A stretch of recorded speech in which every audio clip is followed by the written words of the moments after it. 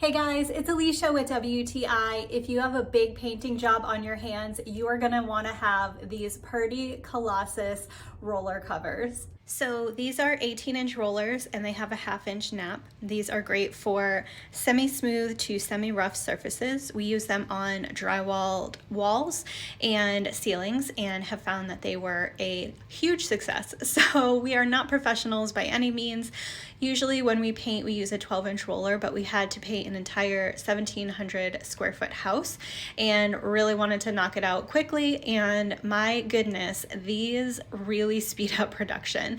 They are not only larger than a typical roller, but they also just seem to hold more paint. And the application of the paint is super, super smooth. It's not rough at all. It doesn't leave any weird marks or swirls or anything like that. It's just super smooth. Really, really nice application that's super even. So these are great for latex and oil-based paints on your next project. So I would definitely recommend these, and that's my point of view.